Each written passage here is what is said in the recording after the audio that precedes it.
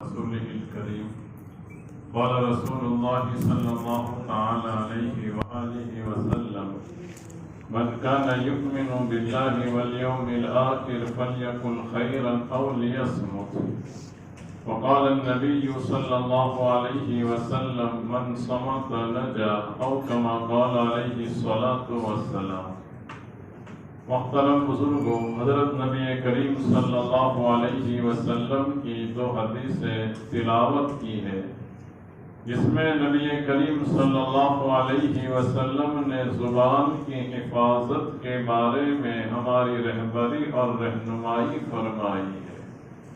عام طور پر گھروں میں اور معاشرے میں جو فساد اور بگاڑ پیدا ہوتا ہے، بنیادی وجہ زبان کا بیہودہ غلط استعمال ہوتا ہے۔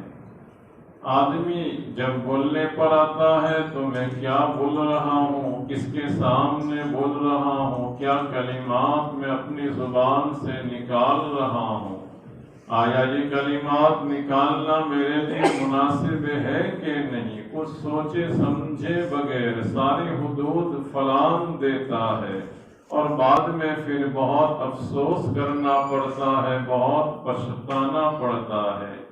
پیارے آقا حضرت محمد مصطفیٰ صلی اللہ علیہ وسلم نے 1400 سال پہلے ہماری رہبری اور رہنمائی کرتے ہوئے اس زبان سے تمہیں کیسے کلمات نکالنے چاہیے، بولنے میں فائدہ ہے کہ نہ بولنے میں، بولو تو کیسا بولو، یہ ساری باتیں ہمیں بیان فرمائی۔ پہلی حدیث میں فرمایا جو آدمی اللہ تعالیٰ کی ذات پر اور قیامت کے دین پر ایمان رکھتا ہو، چاہیے کہ وہ بھلی بات کہے یا تو خاموش رہے۔ اللہ پر اور روز آخرت پر ایمان رکھتا ہو، اس کا تقاضا یہ ہے کہ بولنا ہو تو اچھی بات بولے، ورنہ تو وہ خاموش رہے۔ دوسری حدیث میں آپ فرماتے ہیں من صمت نجا، جو آدمی خاموش رہا اس نے نجات پائی۔ ایک حدیث میں آپ فرماتے ہیں کہ آدمی بسا اوقات اپنی زبان سے ایسا کلمہ نکالتا ہے، اس کلمہ کی وجہ سے وہ جہنم میں اتنا دور ڈال دیا جاتا ہے جتنا مشرق اور مغرب کے درمیان جو فاصلہ ہے، اتنا جہنم میں وہ دھکیل دیا جاتا ہے۔ کس کی بنیاد پر؟ وہ زبان سے جو کلمہ نکالا اس کی وجہ سے۔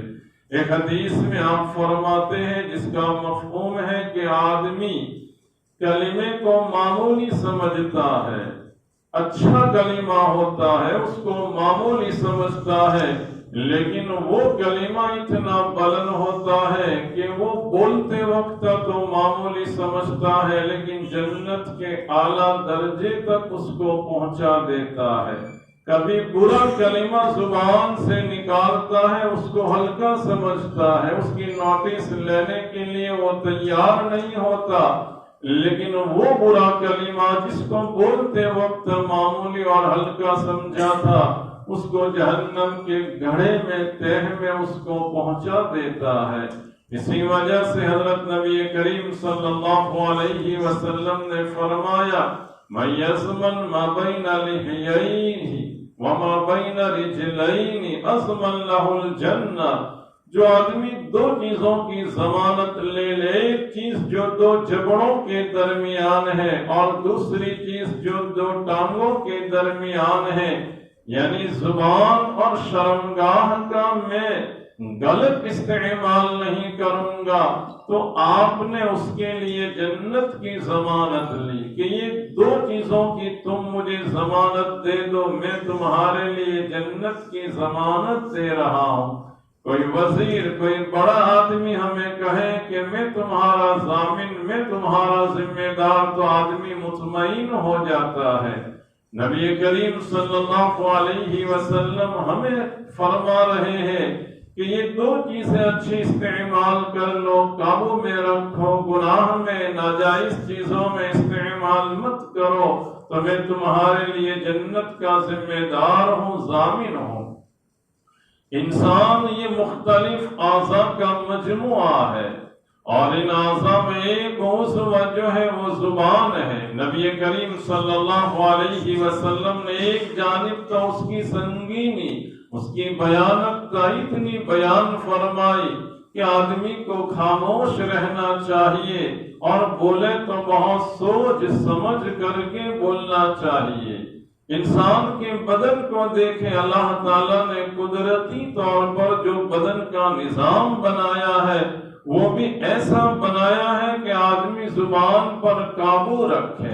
اب ہاتھ کو دیکھیں گے تو وہ باہر ہے، پیر باہر ہے، کان باہر ہے، آنکھیں باہر ہے، ناک باہر ہے، لیکن زبان کی بناوٹ اللہ نے ایسی بنائی کہ اس کو باہر نہیں رکھا۔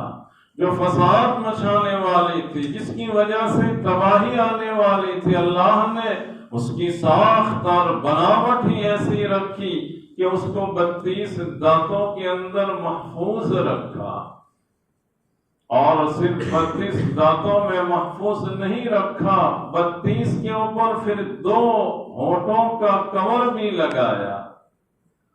اب جس زبان کے اوپر 2 چیزیں ہو، حاوی ہو، ایک تو 32 دانت بھی، اور وہ دانت بھی ہڈی کے پھر، اور اس کے اوپر پھر ہونٹ کا کور، یہ بناوٹ ہمیں یہ بتا رہی ہے کہ دیکھو اتنا زیادہ اس کی فطرت قدرتی طور پر اللہ تعالیٰ نے اندر محفوظ رکھا ہے، تو سلامتی اسی میں ہے کہ اس کو اندر رکھے، اس کو زیادہ استعمال نہ کیا جاوے۔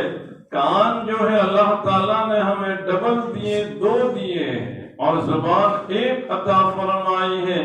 یہ بھی ہمیں یہ میسج اور خبر دے رہے ہیں کہ ڈبل سنو اور آدھا بولو، لیکن ہم معاشرے میں دیکھتے ہیں کہ آدمی بولنے پر آتا ہے تو سارے ریکارڈ توڑ دیتا ہے۔ 2-4 آدمی بیٹھیں گے، ایک آدمی نے بولنا شروع کیا، دوسرا یہ سمجھے گا کہ یہ لوگ سمجھیں گے کہ مجھے بولتے آتا ہی نہیں ہے، تو وہ برابر پھر بولنا شروع کر دیتا ہے، اور بولنا ایسا شروع کرتا ہے کہ اللہ حفاظت فرماوے۔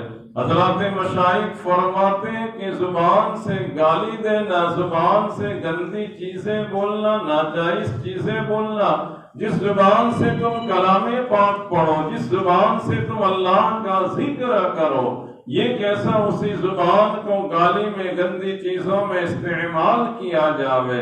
ایک برتن ہو، اس برتن میں کوئی آدمی زمزم رکھے پیوے، اور اسی برتن میں پھر پیشاب ڈالے، تو یہ کتنی بےہودہ اور دل میں نہ آنے والی بات ہے۔ یہ اعضاء بھی اللہ تعالیٰ نے ہمیں ایک برتن کے طور پر دیے ہیں، ان میں اچھی چیزیں جمع ہونی چاہیے، اچھی چیزوں میں یہ استعمال ہونے چاہیے۔ نبی کریم صلی اللہ علیہ وسلم نے وعید بیان کرتے ہوئے فرمایا کہ اس کی وجہ سے آدمی جہنم کے بہت نیچے طبقے تک اور بہت نیچے درجے تک چلا جاتا ہے۔ اس لیے مشائخ فرماتے ہیں کہ زبان، اللسان جرمہ صغیر و جرمہ کبیر، زبان کا معاملہ ایسا ہے کہ اس کی سائز تو بہت چھوٹی ہے، لیکن اس کا جرم جو ہوتا ہے وہ بڑا ہوتا ہے۔ یہ زبان اچھا کلمہ بولے تو یہ بہت آگے بڑھ جاوے۔ ایک آدمی نے 50 سال تک، 60 سال تک شرک کیا، اور ہمارے پاس آیا اور اس آدمی نے کلمہ پڑھا اسی زبان سے، اشہد ان لا الہ الا اللہ و اشہد ان محمدا عبدہ و رسولہ، اقرار کیا، تو یہ زبان سے کلمہ بولتے وقت دیر نہیں لگی، 1 سطر کا کلمہ پڑھا، لیکن یہ آدمی جنت کا حقدار بن گیا۔ اسی زبان سے کلمہ کفر بول دیا، اللہ تعالی حفاظت فرماوے۔ تو اس کی وجہ سے سارا کرایہ کیا جو سال ہا سال کا تھا، ایک کلمہ کفر بولا، سب نیکیاں ختم اور سب چلا جاتا ہے۔ کتابوں میں ایک واقعہ اسود رائی کا ذکر کیا، یہ چرواہے تھے، اسود اس لیے کہتے ہیں کہ کالے کلوٹے تھے۔ غزوہ خیبر کے موقع پر یہ مشرکین کی بکریاں ان کے پاس تھی، اور خیبر کا قلعہ مسلمانوں نے، صحابہ کرام نے اس پر قبضہ کیا تھا۔ اسود رائی وہ بکریاں چراتے چراتے وہاں پہنچے اور صحابہ کرام سے پوچھا کہ تمہارے پیغمبر کہاں ہیں؟ اس نے تو یہ سمجھا کہ پیغمبر بڑی شان و شوکت والے ہوں گے۔ جب دیکھا کہ ایک جگہ پر قیام پذیر ہے، آپ کی خدمت میں حاضر ہوتا ہے اور حاضر ہو کر عرض کرتا ہے کہ اللہ کے رسول، اگر میں کلمہ پڑھوں تو مجھے کیا ملے گا؟ آپ نے فرمایا کہ پہلا کام تو یہ کرو کہ بکریاں امانت ہے، امانت تم پہنچاؤ، پھر آؤ۔ جب واپس آئے اور آپ نے فرمایا کہ اسود تو کلمہ پڑھے گا تو اللہ تیری سیاہی کو سفیدی سے بدل دیں گے، تیری بدبو کو اللہ خوشبو سے بدل دیں گے اور تجھے جنت میں داخلہ عطا فرمائیں گے۔ چنانچہ انہوں نے کلمہ پڑھا، صحابی بن گئے۔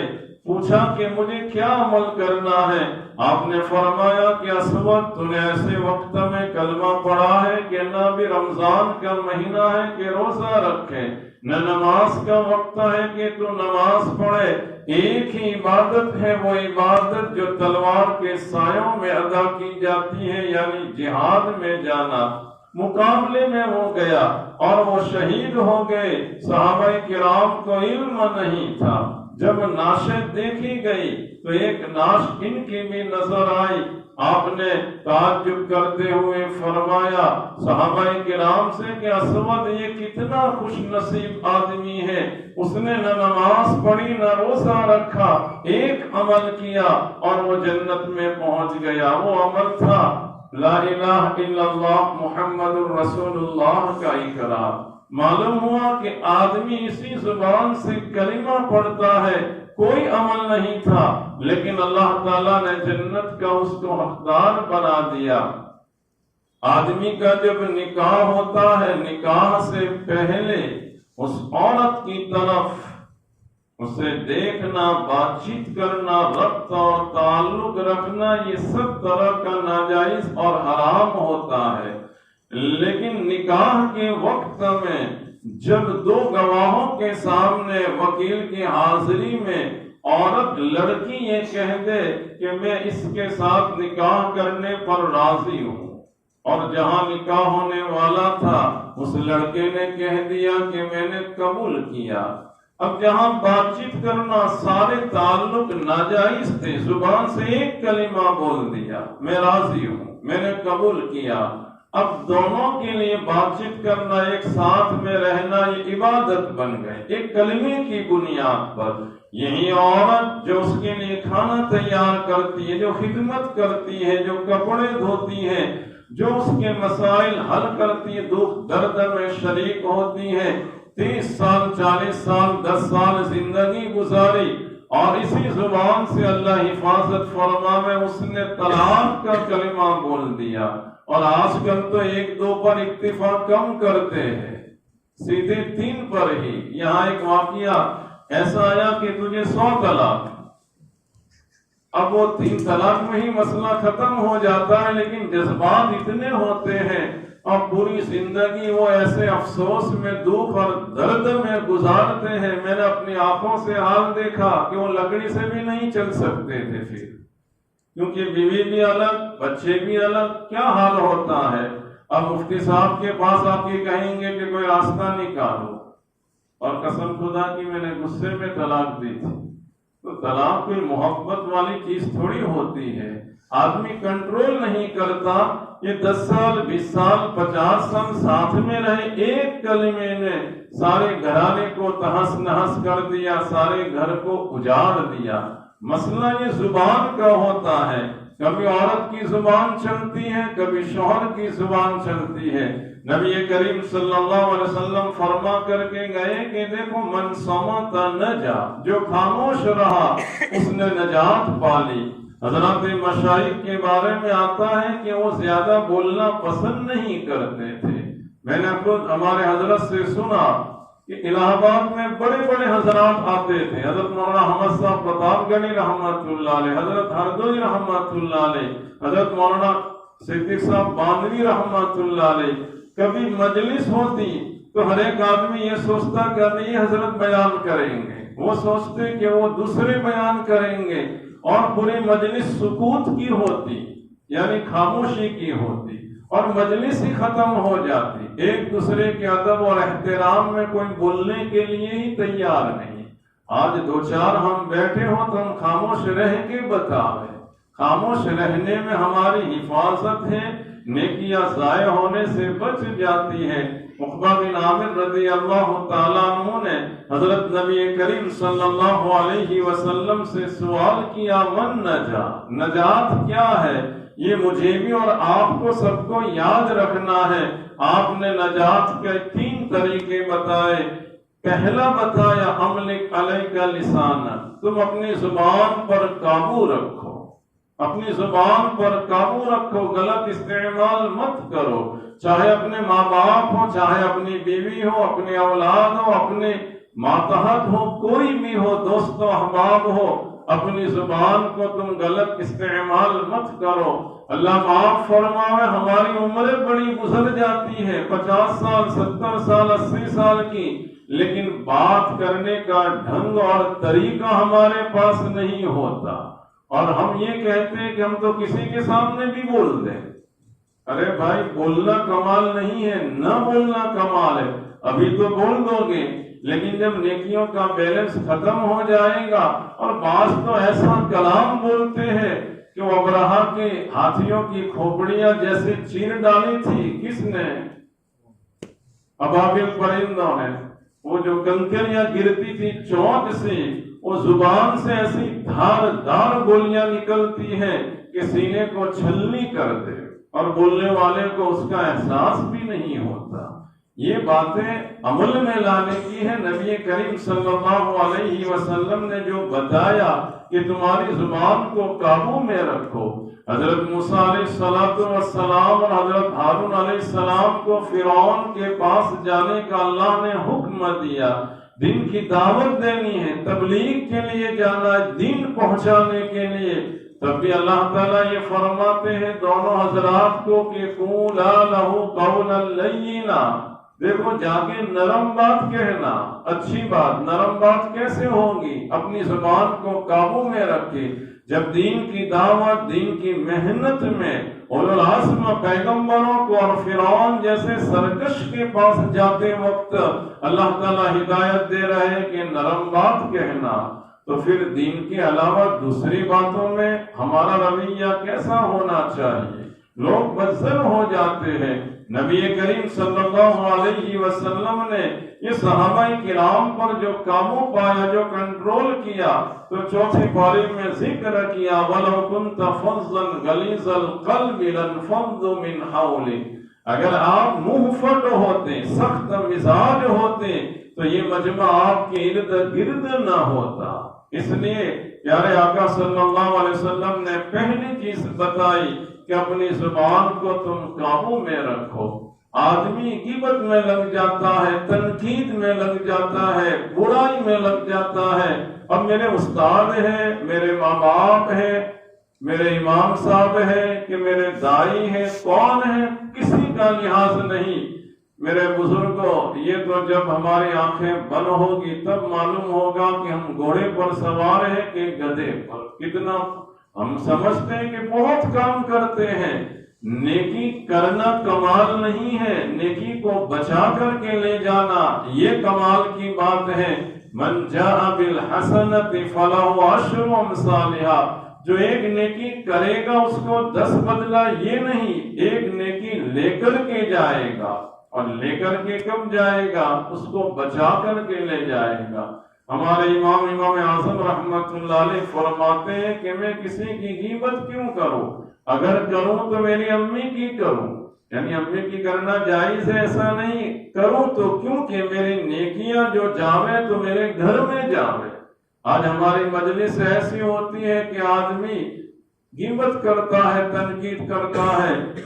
سمجھ لو کہ لوناواڑا میں بیٹھے ہیں اور کویت کا چرچا ہوا، یا کویت میں بیٹھے ہیں یہاں کا چرچا ہوا، اور ایران توران میں اور غیبت میں لگ گئے، تو اتنی فاسٹ نیکیاں پہنچتی ہیں کہ دنیا میں ایسی کوئی کارگو سروس نہیں ہے، اس سے بھی رفتار کے ساتھ نیکیاں غیبت کی وجہ سے اور برائی کرنے کی وجہ سے پہنچ جاتی ہے۔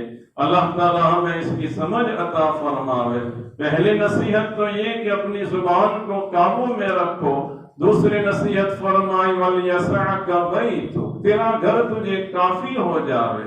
فرائض ادا کرنی ہے، اپنی ملازمت ہے، اپنا کام ہے، اپنی ذمہ داری، اپنی ڈیوٹی، جو کام تم نے کر لیے، اب فالتو باہر مت گھومو، بازاروں میں وقت مت نکالو اور فضولیات میں مت باہر نکلو، بس تیرا گھر تجھے کافی ہو جاوے۔ امن اور سلامتی اور نجات تجھے تیرے گھر میں مل رہا ہے۔ آج شوہر اپنی بیوی کے پاس وقت دینے کے لیے تیار نہیں، بیٹے اپنے ماں باپ کے پاس، ماں باپ اپنی اولاد کے لیے وقت نکالنے کے لیے تیار نہیں۔